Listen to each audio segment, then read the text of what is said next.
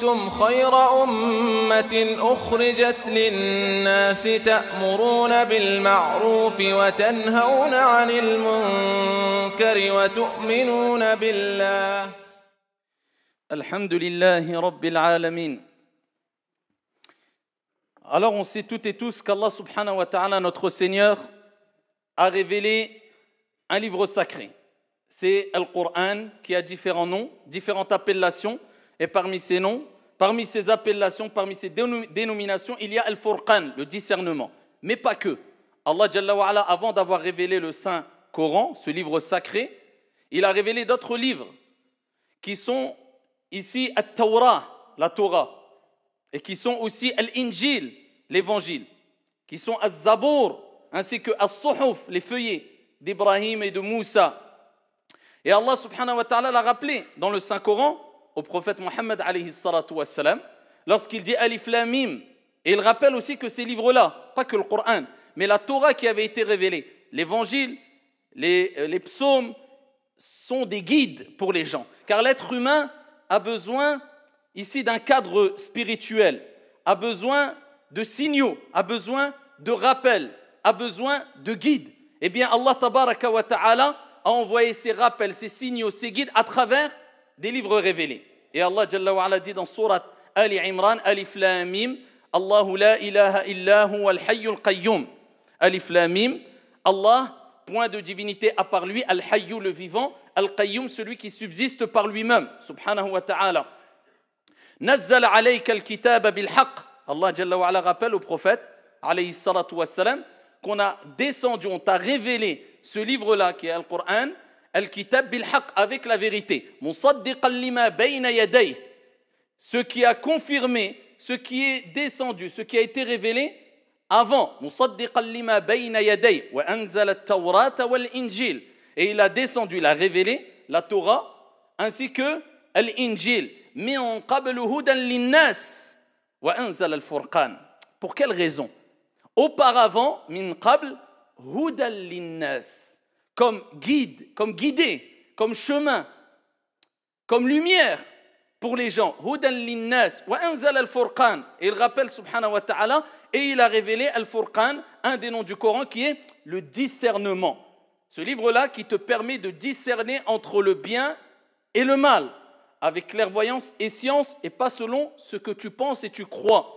Mais ici, il faut une lumière, une certaine basira, clairvoyance, un certain niveau de science. Donc c'est un des objectifs principaux pour lequel Allah Jalla wa Ala a révélé les livres sacrés, pas simplement le livre, les livres qui ont été mentionnés dans le Saint-Coran. Donc le Coran est quelque part un livre qui vient parachever les autres livres et résumer et différencier ce qui est vrai de ce qui est faux.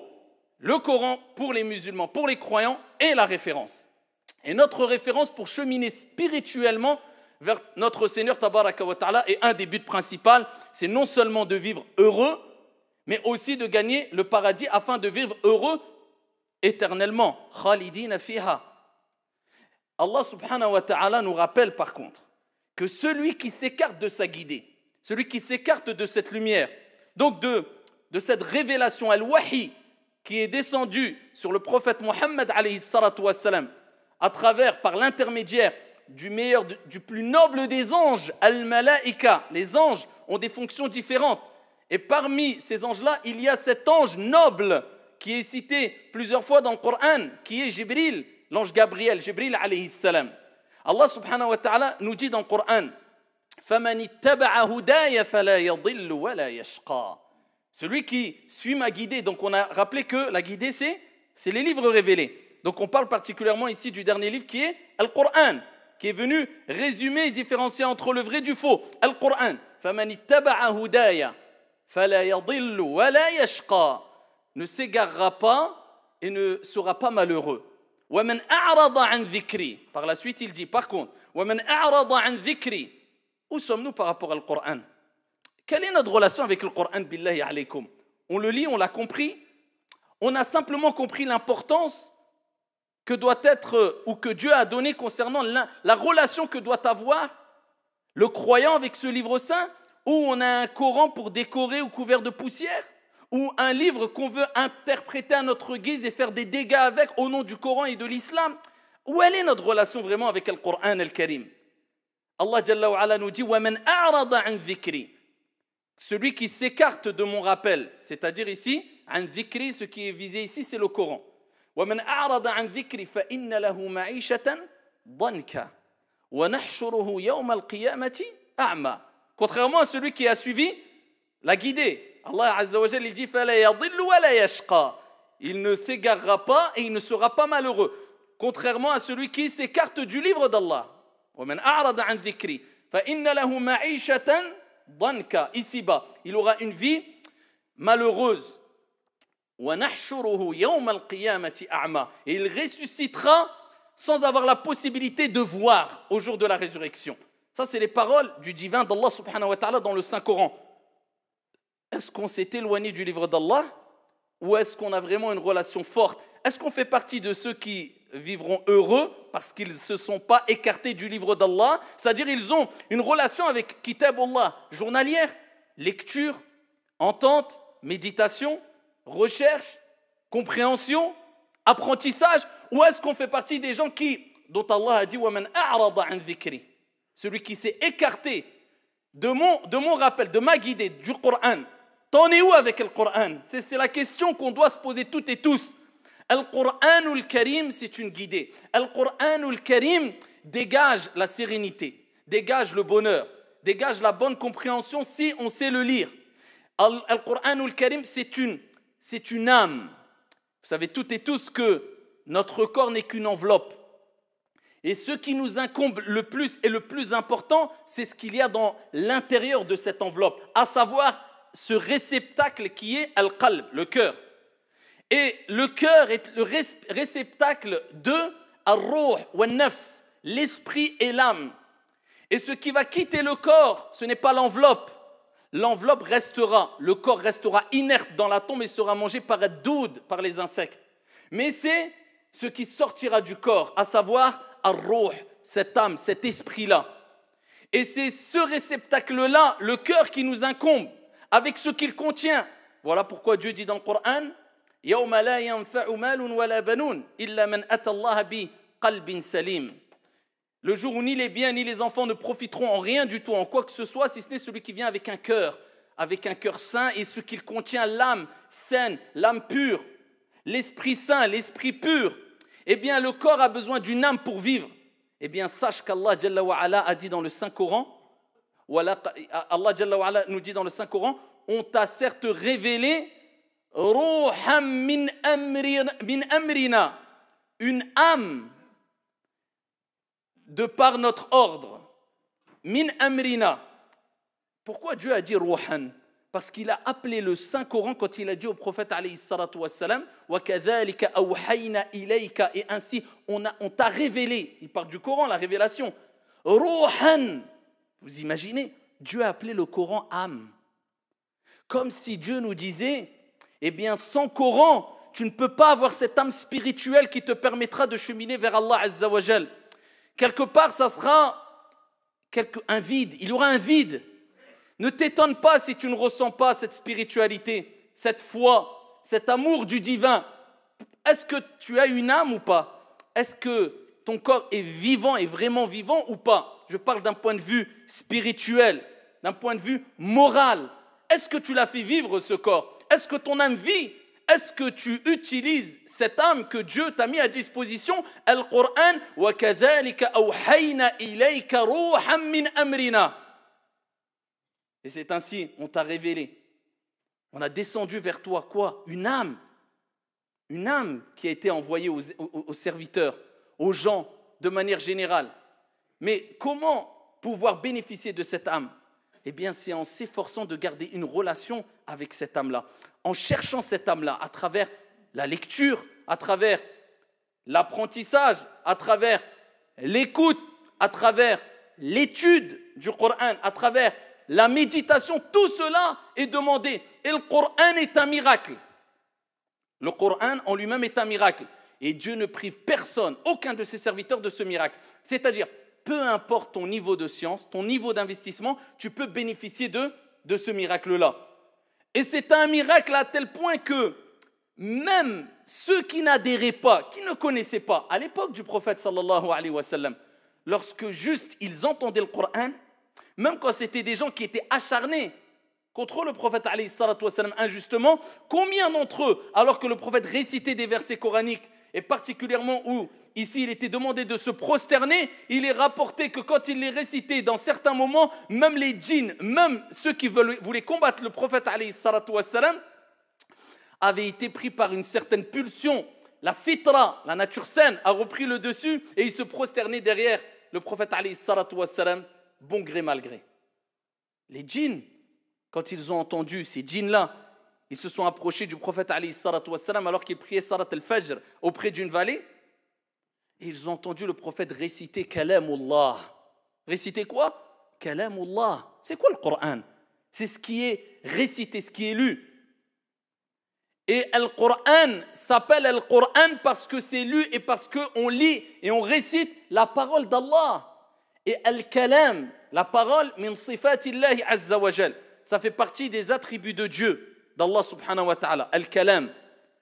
Et quand on parle de mushaf, c'est un livre qui réunit sur des feuillets as-suhuf, kalamullah, la parole d'Allah. C'est pour ça qu'on ne dit pas « donne-moi le Coran ». C'est comme si nous disions « donne-moi la parole de Dieu ». Non, donne-moi le mushaf qui contient la parole d'Allah azza wa jal. Eh bien, quand le prophète récitait le Coran, kalamullah, la parole de Dieu, tu t'imagines, Dieu t'envoie un message, Dieu te parle. Et le Coran est adapté pour toutes et tous. C'est pour ça que le Coran nous parle à toutes et tous. C'est pour cela qu'il n'y a pas un musulman qui a lu ne serait-ce qu'une fois sincèrement le Coran et qui n'a pas dit « Subhanallah ». On dirait que Allah me parle. Je me retrouve dans ce verset. Subhanallah, j'ai compris. Parce que Dieu te parle. Dieu a envoyé un miracle qui est adapté pour tous les musulmans et les musulmanes, tous les croyants et les croyants, tout être humain de manière générale sur la surface de la terre. Eh bien, les djinns ont entendu la parole d'Allah Azza wa Jal sortir de la bouche de la meilleure des créatures, Mohammed ibn Abdillah, pendant la prière de l'Fajr du matin. Ils se sont approchés et ils ont dit « Inna sami'na Qur'anan ajaba ». Les djinns se sont approchés du prophète, réunis autour de lui, ils entendent le Coran, ils n'ont jamais entendu une chose pareille, ils retournent vers leur peuple et ils n'ont rien trouvé d'autre à dire que « Inna sami'na Qur'anan ajaba ». Nous avons certes entendu une parole merveilleuse ou quelque chose d'étonnant. Parce que la parole d'Allah est un miracle en soi. Il y a un effet qui vient de Dieu. Quand tu récites le Coran, il y a un effet qui se dégage et qui touche les cœurs et qui pénètre les cœurs de ceux qu'Allah tabaraka wa ta'ala a choisis. Et c'est pour cela qu'il y a des gens, même n'étant pas croyants, lorsqu'ils entendent la récitation du Coran, certains d'entre eux, leur cœur vibre, les larmes coulent et certains même se sont convertis, embrassé l'islam, ne serait-ce qu'en entendant le Coran récité, psalmodié avec sincérité. Ça, c'est le miracle du Coran. Le fait de le lire simplement, eh bien, nous rappelle la grande récompense à travers beaucoup de hadiths prophétiques et qu'il est demandé de le lire car le prophète nous motive à travers ces récompenses qui sont promises, une grande récompense. Alors, le prophète, alayhi salatu wassalam, à titre d'exemple, nous rappelle que celui qui lit, ne serait-ce que, tout le monde connaît ce récit prophétique, une lettre du Coran, une lettre, il a une récompense. Et la récompense est multipliée par 10. Et il dit, alayhi salatu wassalam, je ne dis pas que alif, lam, mim est une lettre, mais alif est une lettre, lam est une lettre, mim est une lettre. Ya Abdallah, est-ce que tu prends conscience qu'au jour de la résurrection, le prophète nous a rappelé que des gens chercheront ne serait-ce qu'une hasana. Une hasana. Hasana wahida. Une, ils la chercheront. Alors qu'une hasana, tu la grattes facilement. Eh bien, écoute bien. Médite quant au récit prophétique. Ne te dis pas, oui, le prophète a dit, c'est bien. Ça veut dire quoi? Ça veut dire que quand tu lis une page du Coran, ya Abdallah, ce dont tu prives ton âme chaque jour, injustement quelquefois, parce que tu as le temps et une page. Si nous prenons une moyenne, approximativement, une ligne du Coran a à peu près 40 lettres. À peu près 40 lettres. Si nous multiplions par 15, parce qu'il y a 15 lignes, Restons dans. Il y a 15 lignes dans une page du Coran. Ce qui nous donne 600. 600 fois 10. Parce que le prophète alayhi salatu wassalam nous dit une récompense multipliée par 10. Ce qui fait 6000 bonnes actions en lisant une page du Coran. 6000 bonnes actions en lisant une page du Coran. Combien de milliers, de millions, de milliards de bonnes actions tu t'es privé, Abdallah?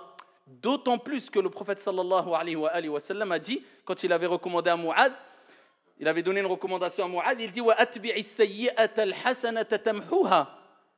Fais suivre la mauvaise action par la bonne action, celle-ci effacera la mauvaise action. On l'a déjà rappelé, ça ne veut pas dire c'est bon, je peux faire des mauvaises actions, je fais des bonnes actions. Non, c'est pour celui qui a fauté, qui regrette, qui... Eh bien, quand tu fais suivre une mauvaise action d'une bonne action, la bonne action efface la mauvaise. Ça veut dire que tu as 6000 mauvaises actions effacées. Ça, on n'est que dans la lecture. Une lettre du Coran, c'est 10 bonnes actions, ya Abdallah. D'autant plus que le prophète fi sahih, il nous dit, alayhi salatu wassalam, que celui qui lit correctement le Coran, pour lire correctement le Coran, il y a des étapes à suivre. Tu apprends à lire l'arabe, c'est pas dur, programme d'une semaine, 2 semaines, c'est fait. Pendant 1 mois, 2 mois, tu lis de manière intensive, il n'y a pas de secret, hein. C'est en lisant que tu vas avoir une lecture fluide. On n'a rien sans rien. Si tu es paresseux, demande à Dieu de te préserver et de te guérir de cette paresse. Mais si tu fais un programme sérieux pendant 2-3 mois et tu lis le Coran, si tu as le temps, pendant ne serait-ce qu'une demi-heure par jour ou 1 heure, tu verras l'avancée. Ici, tu vas t'étonner toi-même, avec l'aide d'Allah subhanahu wa ta'ala, bien sûr, en demandant toujours à Dieu de te faciliter. Ensuite, tu fais un petit programme de règles de tajwid pour réciter le Coran comme il a été révélé et correctement. Warattilil Qur'an tartila. Allah Azza wa Jalla nous rappelle de lire le Coran correctement, lentement, en respectant ses règles. Ensuite, tu te mets à lire et apprendre le Coran par cœur. Et quand tu vas lire le Coran correctement, vraiment d'une bonne manière, le prophète alayhi salatu wa sallam dit il est avec les anges nobles, généreux. Tu imagines quel honneur. Mais regardez, le prophète alayhi salatu wa sallam dit quant à celui qui a du mal à lire le Coran, il bégaye un peu, il trébuche, c'est pas grave. Le prophète alayhi salatu wa sallam dit lui, il aura 2 récompenses. Même si tu as du mal à lire le Coran, en arabe ou en français, lis les 2. Lis en arabe et en français parce qu'on a besoin de la compréhension et c'est qu'une traduction approximative, bien sûr. Et ce n'est pas l'explication du Coran, la traduction. Attention, parce qu'il faut bien noter que le Coran doit être lu, mais doit être médité et compris aussi. Mais pas comme toi tu le veux. Il faut revenir à l'exégèse du Coran. Et attention, il faut revenir aussi à une certaine contextualisation. Ça ne veut pas dire abroger des versets coraniques. Personne ne peut le faire, tout simplement parce qu'Allah Jalla wa Ala a dit « Inna nahnu nazzalna dhikra wa inna lahu lahafidhun » Nous avons certes descendu le Coran, un dhikr, le rappel, et nous en sommes protecteurs. Il n'est pas demandé d'abroger des versets coraniques, mais de contextualiser, cela va de soi. Et c'est une évidence, et c'est le b.a.-ba à connaître pour n'importe quel novice ou débutant quand il veut lire simplement. Il veut lire un exégèse du Coran. Pourquoi? Parce que tout simplement, il y a des versets qui sont descendus pour parler d'une seule personne ou d'un groupe de personnes particuliers ou d'une situation particulière. Et le prophète lui-même, quand il s'est retrouvé dans d'autres situations, il n'a pas généralisé l'explication, ou plutôt la signification du verset coranique qui concernait une situation spécifique. Ou lorsqu'il s'adressait avec les gens de manière générale, il n'a pas généralisé la définition du verset coranique qui concernait une personne particulière. Il faut savoir les causes et les circonstances de la descente des versets coraniques. C'est pour ça que les ulama disent Asbabun nuzul juz min tafsir al-Qur'an. La cause et les circonstances de la descente des versets coraniques, c'est une partie de l'exégèse du Coran. Il faut savoir pourquoi, à quel moment, dans quelle situation est révélé ce verset coranique. Ce verset reste un verset. Il n'est pas à abroger, mais il concerne une situation ou un moment ou une personne bien spécifique. Et si des gens avaient compris cela, cette chose qui est une chose, comme j'ai dit, c'est le b.a.-ba, c'est la base qui est connue, alhamdoulilah, par la grande majorité des musulmans, certains n'auraient pas fait des dégâts en interprétant à leur guise des versets coraniques et en voulant les généraliser sans prendre en compte l'espace et le temps et à quel moment et pour qui sont descendus ces versets coraniques. Mais je reviens sur le fait qu'il faut comprendre aussi les versets coraniques. Pour les méditer, il faut savoir ce que tu lis. Un minimum, lis l'arabe et lis le français. Traduction française si tu ne comprends pas l'arabe. Et ensuite, fais des petites recherches sur l'explication. Et le Coran, il faut savoir que ce n'est pas que halal, haram. Il faut qu'on arrête à notre époque d'avoir une pratique mécanique, halal, haram, où Dieu a ordonné, où Dieu a interdit. Où est l'âme de l'adoration? Où est l'âme du Coran? Où est l'âme de la compréhension? Où est la spiritualité, billahi alaykum? On pratique notre prière sans khushu', sans concentration. Vous savez pourquoi? Parce que la plupart d'entre nous, eh bien, cherchent à savoir simplement qu'est-ce que j'ai droit et qu'est-ce que je n'ai pas droit de faire dans la prière. D'accord? Ça, c'est du fiqh et c'est important. C'est une science. Mais on a oublié une grande partie de la science religieuse qui était intrinsèque chez les compagnons, radiyallahu anhum wa ardahum, c'était la concentration, la spiritualité, l'âme dans les adorations. Et c'est une science à part entière, la purification de l'âme afin de donner une vie à ta lecture du Coran, une vie à ta pratique religieuse et ne pas faire de ta religion que du halal, haram, une religion mécanique. Et ça, malheureusement, c'est un gros défaut qu'il y a dans la communauté. Et c'est ce vers quoi on doit revenir afin de faire revivre les sciences religieuses. Et à titre d'exemple, c'est pour cela que l'imam Al-Ghazali, rahimahullah ta'ala, avait écrit un livre quand il avait senti à son époque que sa science, son niveau de science, n'était plus accompagné d'une certaine vie, une spiritualité. Il disait, j'ai de la science, j'enseigne, j'apprends, je connais, mais il ne sentait pas cette concentration, cette spiritualité, ce cheminement spirituel dans les actes d'adoration. Il a dit, il faut que je fasse une retraite spirituelle, ce qui l'a poussé à faire le fameux livre et écrire le fameux livre qui, bien sûr, il y a des passages qui sont contestés par certains gens de science, mais ça reste un trésor. Ihya ulum ad-din, la revivification des sciences religieuses. Regardez, comme si il a voulu, à travers le fiqh, quand il donnait des aspects de fiqh, eh bien, rappeler que ce fiqh doit vivre à travers ici une compréhension qui te pousse à l'khushu', l'humilité, la concentration.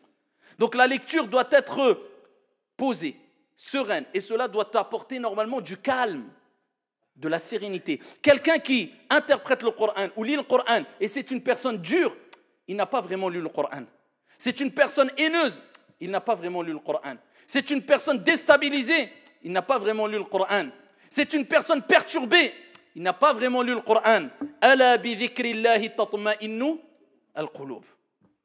Allah ne dit-il pas dans le Coran, n'est-ce pas avec le rappel d'Allah, la lecture du Coran, la méditation, l'écoute, que les cœurs s'apaisent, se tranquillisent. Tu veux savoir si le Coran a un impact sur toi? Est-ce que ton cœur est tranquille lors des épreuves? Est-ce que ton cœur est plein d'amour, de respect ou de haine et d'animosité? Ça, c'est la lecture du Coran. Ça, c'est les effets du Coran.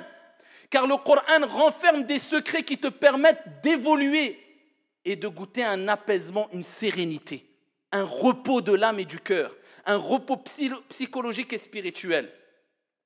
Et plus tu auras une relation forte avec le Coran, avec les conseils que je t'ai donnés précédemment, et plus Dieu te fera découvrir des secrets que peut-être même d'autres avant toi n'ont pas découverts.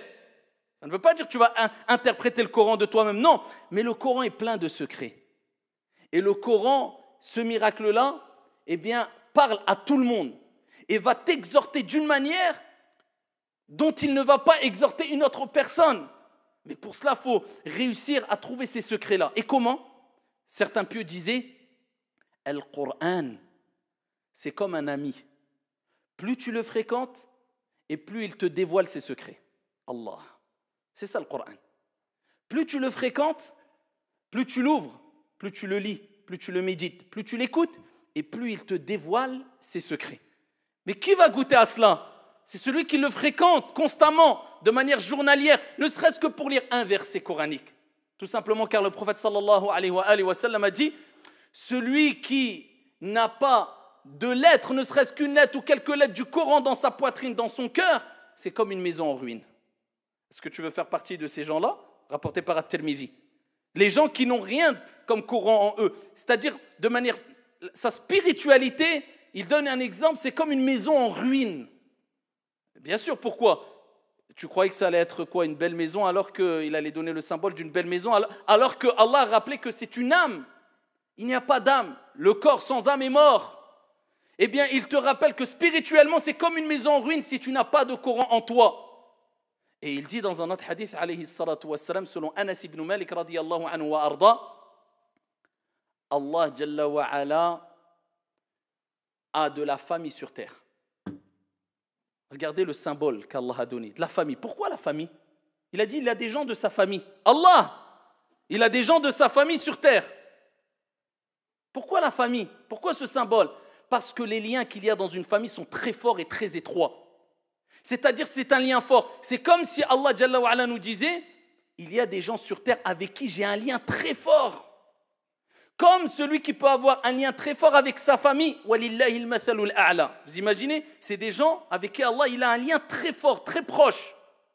Ils ont dit, ya Rasulallah, qui sont ces gens-là, man haoula?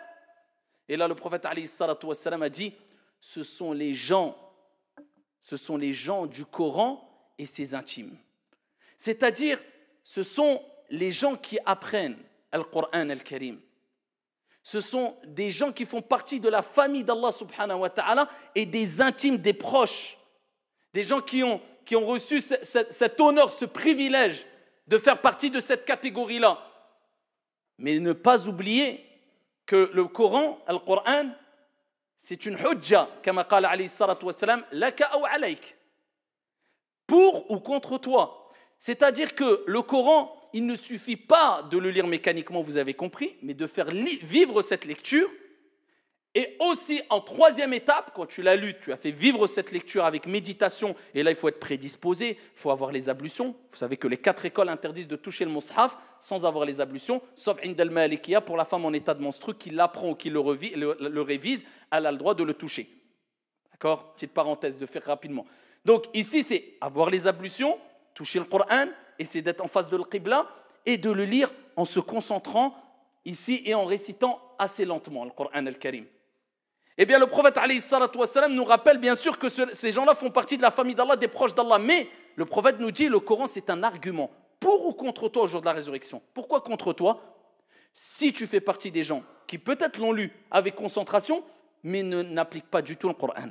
Quand le prophète parle de tous les mérites qui concernent ceux qui apprennent le Coran au jour de la résurrection, etc., c'est ceux qui l'apprennent, mais qui ne s'opposent pas à ce que le Coran contient. Qu'est-ce qu'il contient? Exemple, le Coran t'appelle à ne pas mentir, eh bien la personne va l'apprendre par cœur et il passe ses journées à mentir. Le Coran t'appelle à ne pas faire de mal autour de toi, même aux animaux. Eh bien la personne se permet d'agir en mal avec animosité vis-à-vis des gens au nom de sa compréhension à lui du Coran.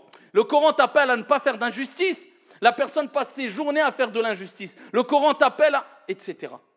Lui, il apprend, mais il n'applique rien. Au contraire, il s'oppose. Là, le Coran peut être un argument contre toi. Donc, ça ne suffit pas de l'apprendre, mais de l'appliquer au mieux selon tes capacités. Bien sûr, nous ne sommes pas des anges et nous ne sommes pas parfaits. Mais c'est-à-dire, il ne faut pas qu'il y ait un gros décalage. Je lis, j'apprends, mais je suis le plus grand des menteurs. Je lis, j'apprends, je ne prie jamais. Je lis, j'apprends, mais je mens toute la journée ou alors je fais des injustices et du mal. Je lis, j'apprends, mais je désobéis à mes parents et j'insulte mes parents. Je lis, j'apprends, mais je suis un voleur et un truand quand je vends et quand j'achète. Je lis, j'apprends. Subhanallah. Quelle contradiction. Vous croyez que ça va être un argument pour ou contre nous au jour de la résurrection si nous réagissons ainsi? Et pour terminer, je pourrais en parler des heures du Coran, vous le savez toutes et tous, que le Coran regorge d'exhortations, c'est-à-dire les bienfaits, les mérites du Coran. Mais rappelez que parmi les grands mérites du Coran, c'est ce que le prophète sallallahu alayhi wa sallam a mentionné dans le hadith rapporté par At-Tirmidhi. Il nous dit qu'au jour de la résurrection, le Coran viendra. Vous savez que le prophète a dit dans un autre hadith que le Coran intercédera en la faveur de ceux qui l'avaient lu et qui l'avaient appris, qui avaient une relation forte avec le Coran. Et dans ce hadith-là de Tirmidhi, le prophète, il dit, le Coran viendra au jour de la résurrection. Et il dira, Ya Allah, il intercédera le Coran, Ya Allah, j'intercède pour lui. Ya Allah, habille-le. Et Allah, Jalla wa ala, revêtera la personne qui vivait avec le Coran, qui l'apprenait particulièrement. Al-ulama, ils ont dit, de ce hadith et d'autres textes, on parle de celui qui vivait avec le Coran, mais surtout qui avait l'habitude de l'apprendre. Et Allah Azza wa Jal lui revêtera d'une couronne de la noblesse. Il dira, Ya Allah, rajoute-lui. Allah revêtera la personne, cette personne-là au jour de la résurrection, vous imaginez, d'un vêtement de la noblesse. il dira, Ya Allah, sois satisfait de lui. Allah sera satisfait de lui. Ensuite, on dira à cette personne-là, dotée de cette couronne de la noblesse, de ce vêtement de la noblesse, dont Allah sera satisfait, récite, lis et monte les degrés du paradis. Plus il récitera, il lira ce qu'il avait appris du Coran ou qu'il avait l'habitude de lire du Coran, et plus il montera les degrés du paradis. Et de même, dans un autre hadith sahih, le prophète sallallahu alayhi wa sallam parle de parents qui au jour de la résurrection, on leur mettra une couronne de lumière et des vêtements du paradis. Et il dira, Ya Allah, les parents, le père, la mère, mais pourquoi on a ça? Quel honneur, quel privilège, pourquoi? Et Allah Jalla wa Ala dira, c'est par la cause de l'apprentissage d'un de vos enfants ou de vos enfants du Coran. Le fait qu'un de tes enfants apprenne le Coran, le Saint-Coran, eh bien ça t'apportera ce privilège-là au jour de la résurrection, comme il est relaté dans le hadith, dans le récit prophétique authentique, pour nous rappeler le bienfait d'apprendre le Coran, surtout que pour les jeunes, quand ils apprennent de manière jeune, c'est beaucoup plus facile que quand tu passes les 25-30 ans. Il y a des âges ici où il est beaucoup plus facile d'apprendre le Coran, ça développe la mémoire. De plus, vous savez qu'aujourd'hui les médecins disent que plus la personne, quand elle est âgée, elle fait travailler sa mémoire, et moins elle aura de risque d'être touchée par certaines maladies comme Alzheimer ou autres. Donc ils recommandent de faire des jeux éducatifs, des jeux qui font travailler le cerveau le plus tard possible. Pourquoi le but? Travaille ton cerveau, travaille ta mémoire. Alhamdulillah. Nous les musulmans, il est demandé de lire le Coran et d'adorer Allah avec le Coran. Wa'bud rabbaka hatta ya'tiyaka al-yaqin.